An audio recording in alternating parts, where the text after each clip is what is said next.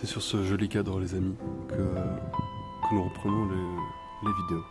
La vidéo d'aujourd'hui qui va concerner Ako. Et voilà. En tout cas, il fait froid.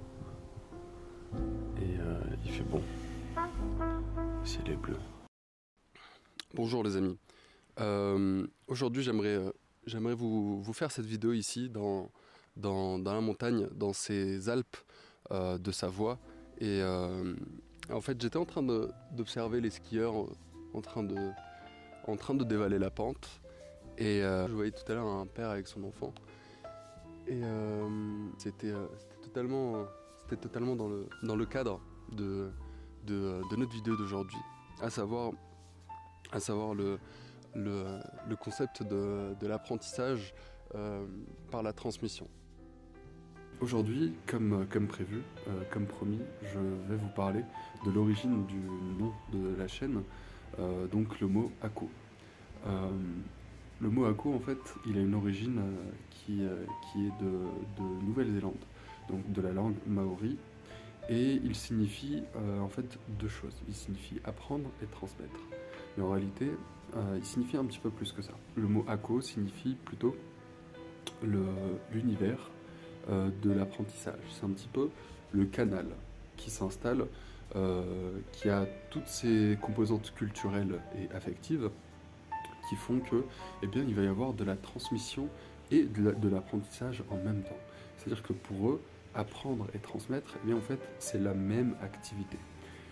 Et ce qui fait sens au final quand on regarde, puisque un des conseils qu'utilisent beaucoup les enseignants, c'est que le meilleur moyen d'apprendre quelque chose, c'est de l'expliquer à quelqu'un, de le transmettre.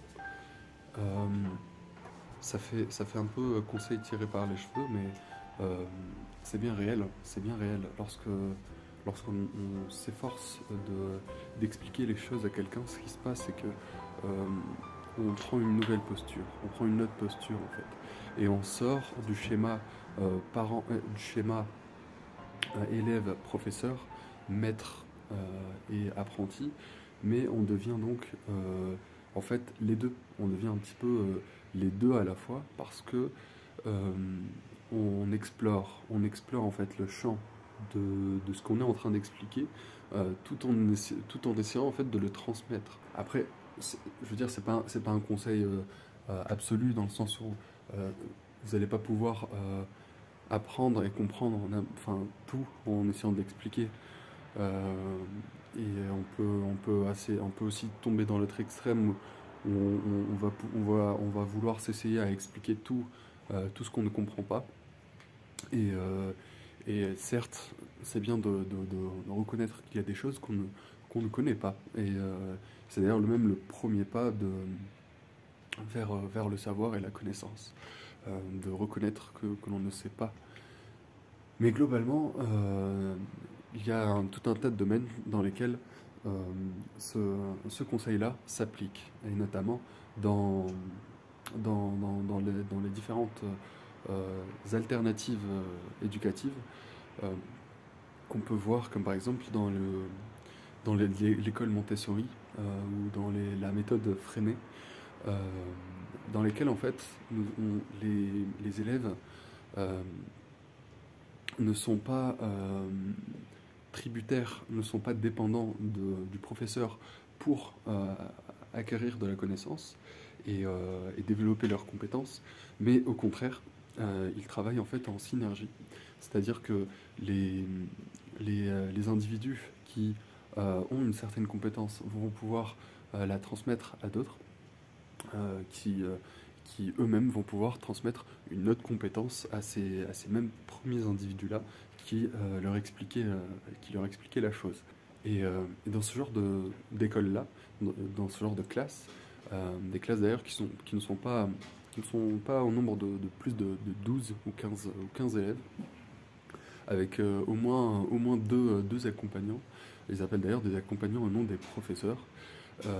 Mais en fait, les professeurs, les accompagnants justement qui sont avec eux, ils n'ont pas la posture d'autorité en réalité. Ils sont plutôt là pour, au contraire, les pousser à être les plus autonomes possible dans leur quête. Ces alternatives-là seront très probablement explorées un petit peu plus dans les prochains formats de vidéos. En tout cas, voilà, je voulais aborder ça un petit peu avec vous, parce que pour moi, c'est un des concepts phares qui dirige mon apprentissage et ma transmission en coaching ou en cours particulier. Les fois où je suis le plus efficace, les fois où je sens qu'il y a vraiment une harmonie dans la séance, et où autant l'élève que moi sommes épanouis et en fait apprenons des choses, mais c'est lorsque nous apprenons mutuellement des choses, et lorsque je ne suis pas psychologiquement dans une posture où je suis en train de lui transmettre quelque chose, où je suis en train de lui apprendre, moi qui sais, à lui qui ne sait pas encore. Surtout de nos jours, les jeunes sont tellement exposés à différentes sources d'informations et de savoir, et ces sources-là d'ailleurs nous échappent de plus en plus, que eh bien, il y a de plus en plus de cas où en fait j'apprends beaucoup de mes élèves et des personnes que j'accompagne. Ça fait énormément de sens avec le concept que partage le psychologue canadien Jordan Peterson. D'ailleurs, le neuropsychiatre Boris Cyrulnik, qui est français lui aussi, en parle très bien.